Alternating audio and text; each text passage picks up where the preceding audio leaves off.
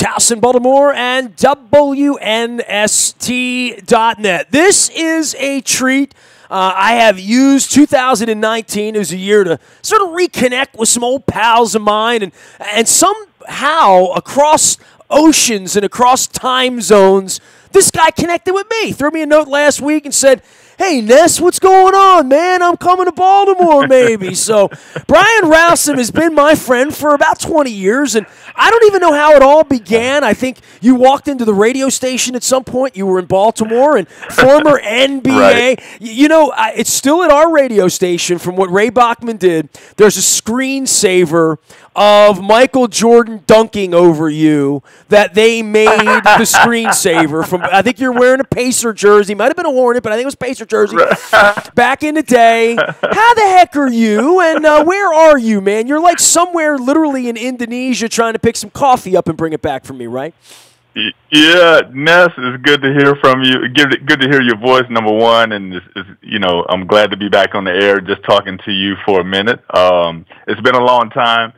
I think it all started back in like 2000. I just moved to Baltimore, and I was tuning in on the radio and heard you guys, found you guys that way. Heard you guys talking sports and everything. And then I think I might have reached out to Bob Haney at the time, and then, he brought me in Ness, and next thing you know, I met you and Ray and the whole crew, and we just went on from there, So that was about 19 years ago. You know what's crazy, right? I've been married since 03, and you and I hung out a little bit, 01, 02, and you went your way, I went my way. My wife has never met you, and I always say to her, man, you got to meet Rowsom. We got to figure this out. And you kind of disappeared, and dude, you have not lived in this part of the world much, right? I've been married 16 years. Right. How many years have you coached in America versus somewhere? I mean, you were in like Turkey and Greece for a long time, right?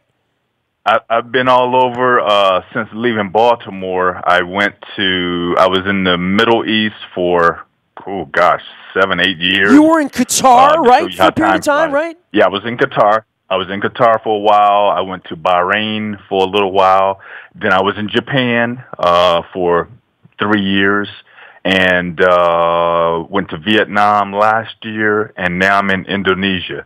So I've been all over, and it seems like the more places I go, the more places I want to go. Well, you know what, man? This is the craziest part because, I love you. I miss you. We got to get in the same room. It's been too long. My wife needs to meet you, all that good stuff. And I know you followed her leukemia journey from across the world, throwing me notes and whatnot. But I think you and I were in a room together maybe in 6 or 7, but my wife wasn't with me. We were on the road, something. Right. But so you're coming back here now, and this is the most interesting thing in the world to me, that you have found your way from Hart Road to all of these places where, you've had awesome experiences, you've had horrible experiences, you've had good basketball teams, but basketball has opened this door for you. And my wife doesn't know about it. Am I allowed to read from your Wikipedia? Because I don't even know if it's accurate, but I want to read it here. Yeah. So Brian Rowsom. You can't. Go ahead.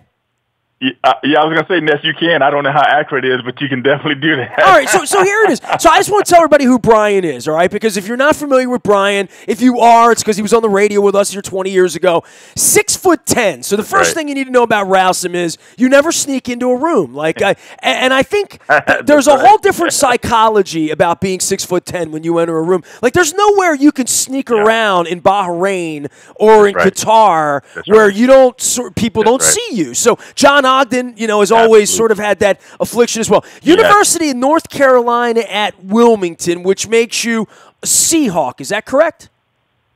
That's right. That is right. All right. That's right. You played 3 NBA seasons from 87 to 90, and you played for the Pacers and the Hornets. That's right. You were the 34th player selected in the 1987 NBA draft. So I just want to let everybody know who you are and what your background is and how you wound up in my studio, and now over the last 20 years, you've literally taken your love of basketball. You're in the middle of Indonesia right now. You're in some place called Surabaya in East Java. I Googled it, near Jakarta.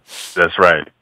That's right. We're about an hour plane ride from Jakarta, about 40 minutes plane ride from Bali. We're about 2-hour plane ride from Malaysia. So, in fact, when we go and play different teams, We have in my professional league now. We have 10 teams in the league in 9 different countries.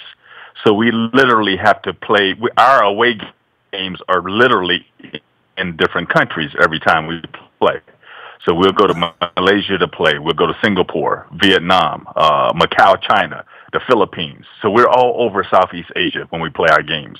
And so the most unique league in the world, because we're the only professional league that does this. Other leagues, you might have a league in Turkey or Spain, but they play within that country, within their professional league. But we play outside of our country. So it is a unique experience, and it's given me a chance to see, the world, basically. Well, yeah, I was going to say, I mean, the richness added to your life, but you have a home in America, right? You keep a home in Dallas, Texas, right? That's right. And how often do you get back and forth? In Dallas now.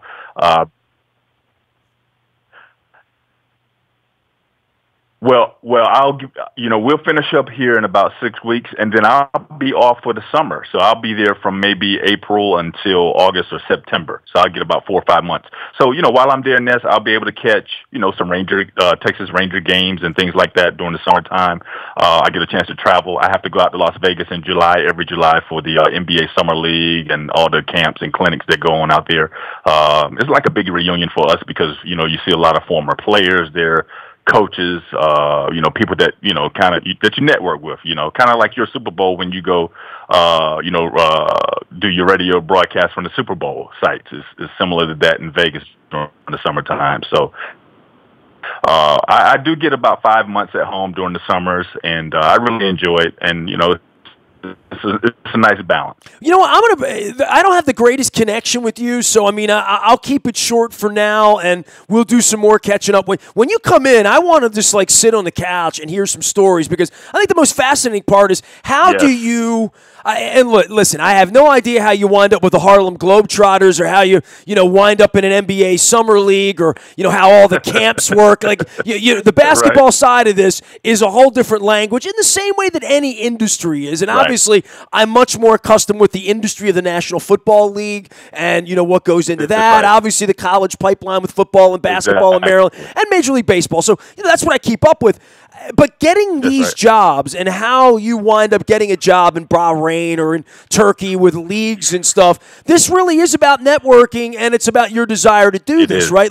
I would think that you could be an assistant coach somewhere in Division I ball here, somewhere in Kentucky or whatever, if that were the path you chose as a 53-year-old guy. But you've chosen this path. I would think it's a much more rare path, and it's also probably very unique, and a small amount of people who want to be on the world tour circuit the way you've been since you've been 35 years old and out of the NBA. Yep, that's right. It's definitely unique. I run into other American coaches who have, lived basically the way that I have, with their professional careers. They followed their basketball dream all over the world, different countries. And the thing about it is really addicting, because once you start traveling, as you know, Ness, you've traveled all over the world.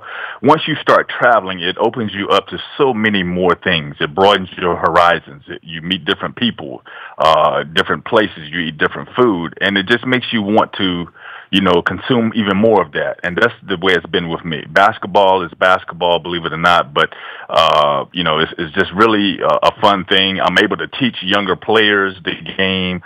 You learn so much from them as well. They keep me young in a sense. So it's really been a wonderful thing. If the right job became available there in the NBA as an assistant or something like that, of course I would jump on it. But until that happens, and if it doesn't happen, then I'll be totally content doing what I'm doing for a few more years.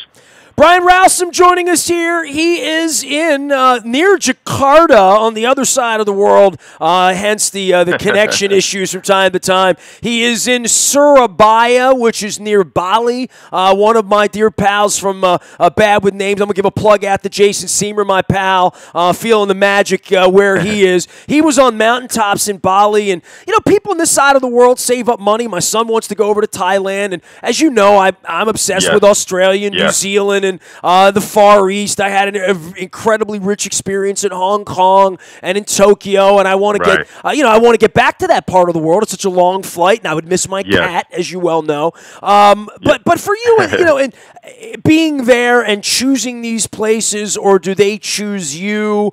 I would think if there was one place you fell in love with, you would have stayed there longer if you had the opportunity. And I know you've had rough travel experiences in other parts of the world too. But when these things call to you, what makes you say, yeah, I'll go live in Surabaya near Jakarta and Bali for 6 months, or take a 2-year deal or a 3? I don't even know how the length of your contracts and what you would decide to say, yes, I want to do that, or no, I don't want to do that.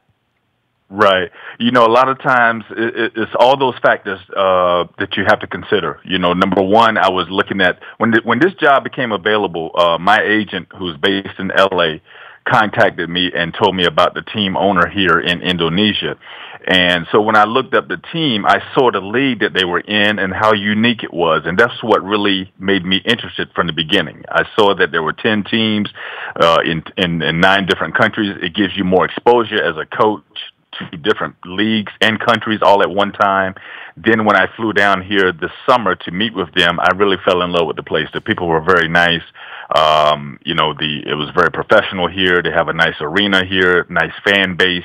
And the weather, Ness, is 90 degrees here. I don't get that cold winter, those cold winter nights anymore. My bones ache when it's cold like hold on. Is your team, what's the name of your team?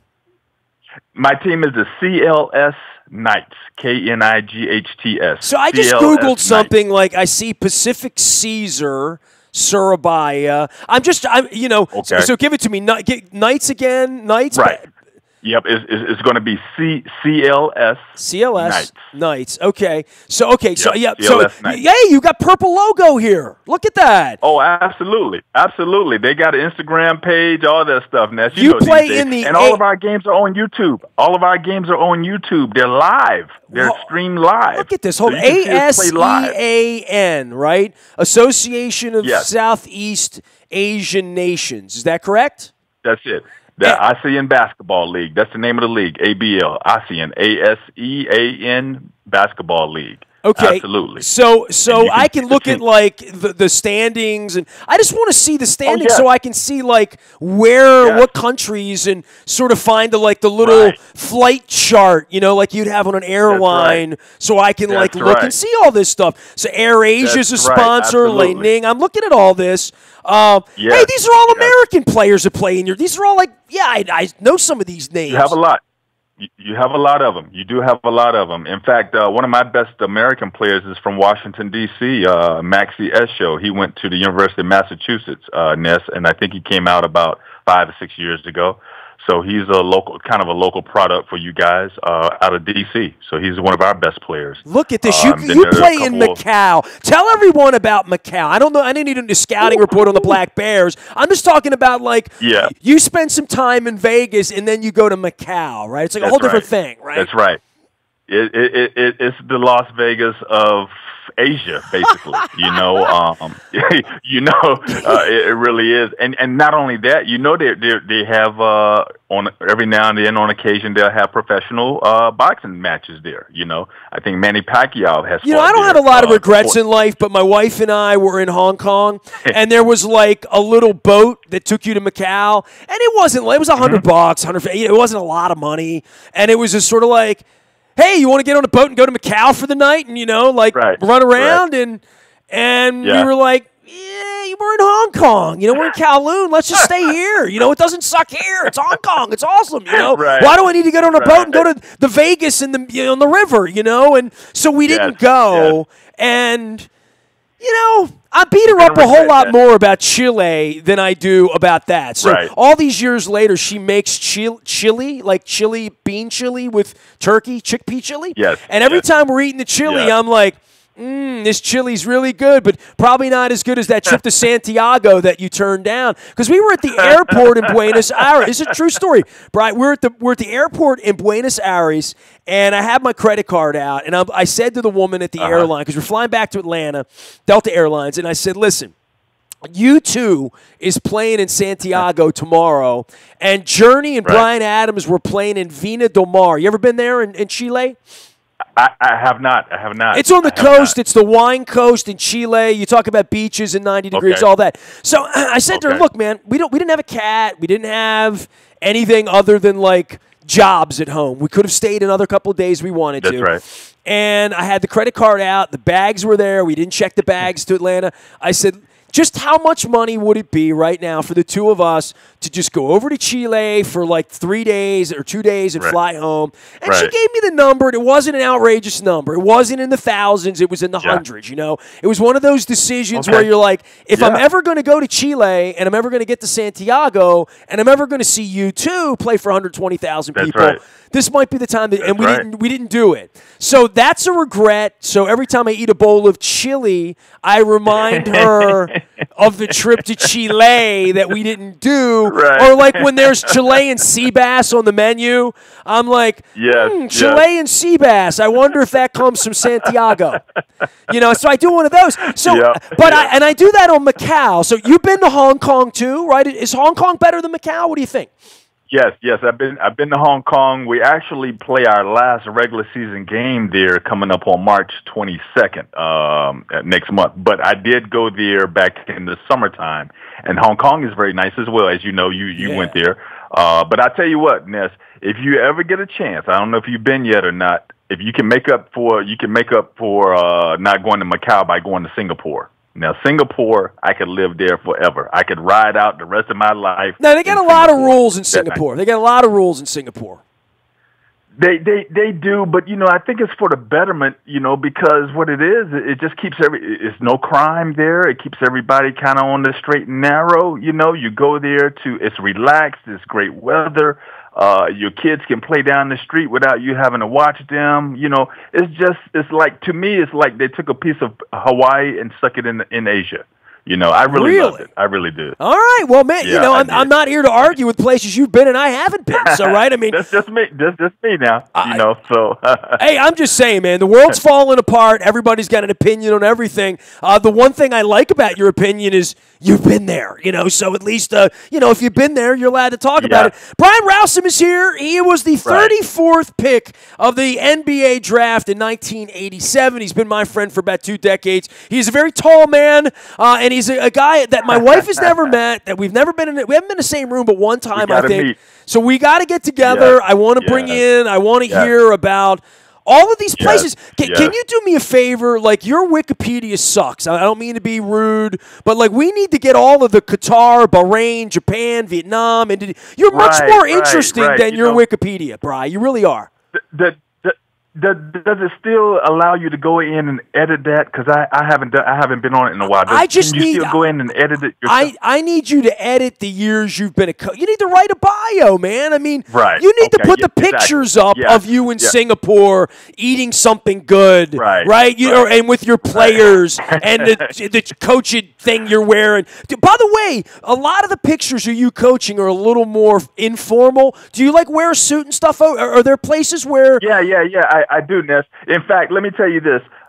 If you want, you know, and obviously this is a little plug for my website, but my website is RowsomSports.com. That gives you more updated stuff. RowsomSports.com. I got to get your bio. See, I didn't even know about it. Look at how good this website is. Exactly, Ness. And then not only that, you know, I went back to Michael Jordan invited us back to Charlotte for our 30th anniversary reunion of the Charlotte Hornets team back in October. And that was a dandy. You'll see pictures of me up there with Kelly Tripucka and Rex Chapman and Muggsy Bogues and Del Curry and all those guys. So that's a little bit more. Del Curry, who's Del Curry? I've not heard of Del Curry. It's that's right. That's the other Curry's father. Oh, right. I forgot about him. Right. Absolutely. Were you there when Steph was born? Were you around at that time? I was. Steph was he was a little baby at the time, Ness, and we can remember, we always joke now, Muggsy and Dale and I always joke now about the fact that from the very beginning, one of his first words was ball, just saying the word ball. And next thing you know, here he is, this mega superstar. Ness, I did not see this coming. I thought he would be a good player because his dad was a smart, good player and good player and all that, but I never saw all this coming. You know, it's amazing. Rowsom, your website's awesome, dude. Why are you not like on Twitter? Why are you not like speaking the gospel? Seriously, dude? I don't want to get, I was on Facebook many years ago and I just got tired of it. I don't want to be consumed by, the social media. I don't want to have to sit down every day and do something. But you got such a good message though, seriously. Yeah, I do. And a lot of people have said the same thing like you. They say, oh, you should blog, you should do this and do that. But that's just extra work for me. No, this is good though. I got a spot. I'm on it right now. I see pictures of you with various Arabic writing behind you. I see pictures of you now in Asia doing so. Okay, right. So I'm at least caught up. Rowsom Sports, ROWSOM Sports, and the gallery. So there it is. So I'm all caught. Right. Everything I've missed on social media, you've managed to put all in one place.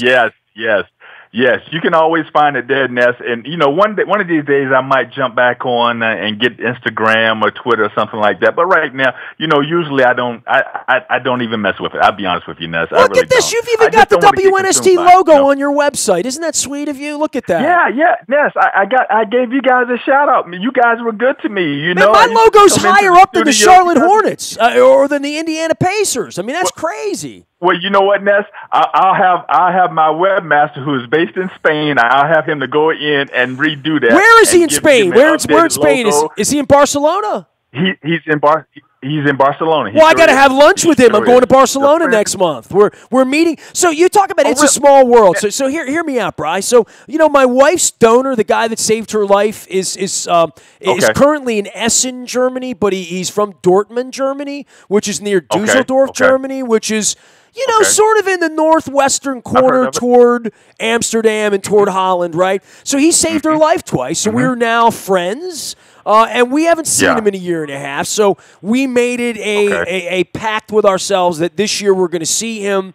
My wife's best friend from high school lives in Barcelona. That's where her life is and her family is. So we are going to do a quick little 6-day trip, and we're going to be in Barcelona, and we're going to be in Paris. The man who saved my wife's life twice is now engaged, and we're going to meet his wife for the very first time. So we got a little trip coming up in a couple weeks. So in Barcelona, if you got people in Barcelona, maybe you can get me a dinner reservation of tickets or something, maybe. I will. Nate, I sure will, Ness. In fact, let's touch base before you go so I can give you his information.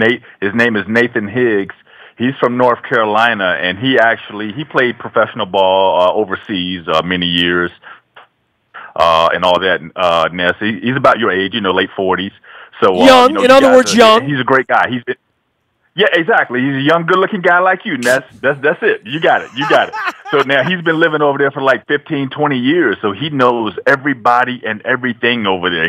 I call him El Presidente because, he lives in Spain now. So he knows everybody, has all the connections. So if anybody can get you a table, it will be him. That's for sure. Dude, let me tell you what, man. I've hung out with you in Charlotte, North Carolina. When you come back and we talk about Charlotte, I want to do an expansive conversation about that because I spent a couple days down in Charlotte. It was really inspiring to me, right? Because I'm doing a lot of traveling and a lot of thinking, and I'm doing a Baltimore Positive initiative that I'll be telling you more about when you come home here in the springtime and you visit with me. But, Cleveland, Charlotte, Detroit, a lot of places I've been where I used to go and say, what the hell bomb went off here, right? Now you go back 15 years later and you see commerce and you see industry and you talk about the cleanliness and safety of a place like Singapore or wherever you've been that's been a good place versus a bad place or a place that you feel like is getting better as opposed to a place that's getting worse, right? And I'm in Baltimore and we need to make Baltimore better, but Charlotte's a place that's gotten better, dude. I can see from your website that you went back there recently. That must be something for you because that was your town 20 years ago, right? Absolutely, it was, Ness, and it's really grown a lot, and for the better, like you said, because a lot of cities are going downhill rather than uphill, and Charlotte has really improved. It's the second biggest banking city in America behind New York City, so they do have money there. But I do like some of the changes that they've made over the years, and it's progressively getting better and better all the time, and that's all you can ask for. They've got a lot of transients there now. A lot of people have moved there from different cities, and I think that's helped too to help the diversity and help the community to improve a lot. Brian Rowsom is our guest. He's going to be a longer form guest. I'm going to do like a real podcast with you. We'll sit down. Maybe there'll be beverages involved. Absolutely. You know what I mean? Absolutely. Only thing we ask is no true lies. Everything has to be a fact. You know what I mean? Well, no doubt about that. I don't even know how to spell L-I-E, Nestor. I don't know. It would only be all true. Well, we'll get a better connection when you're in here, and we'll have some fun. Brian, always a pleasure. Thanks for reaching out to me, man. It's great to hear from you. I enjoyed it, Ness. I enjoyed it, my friend, and I enjoy watching you on the NFL's top 10 countdown shows sometime. I really enjoy seeing you up there. I remember the time you took that picture of me in Qatar and you sent it to me. You're like, dude, you're on television in Qatar. I'm like, I didn't know they had the NFL Network there. Dude, I appreciate you, man. Take care of yourself. You're an international superstar. Hello to Jen and tell everybody I said hello, Ness, okay? You got it. Brian Rowsom, please find him at Rowsom Sports. He's very shy on the internet. Of all the people that are the most interesting people I know, Brian Rowsom's up there. He's certainly in the top 25. So we're going to get him in here as he visits home. He is coaching right now in near Bali in Indonesia in a town called Surabaya. And I did a little Wikipedia on Surabaya. So I'm trying to learn my all of my mapped out places that I've never been because I'm trying to go back to the places I've been versus the places I haven't been. It is the capital of East Java province and the second largest city in Indonesia. The city has a population of over 3 million people. So there you have it. And it looks absolutely lovely on the internet. And there. So maybe one day I'll get to Surabaya. Looks like they have running water and good weather, really good weather. Nasty at WNST.net finds me. I'm on Facebook and Twitter and LinkedIn and Snapchat and Instagram and all over the world, including Surabaya with Brian Rowsom. I'm on his mobile device today, and I'm going to share this. And I'm on YouTube and Facebook and everywhere you are. The BuyAToyota.com audio vault goes all over the world. I know they have Toyotas there as well.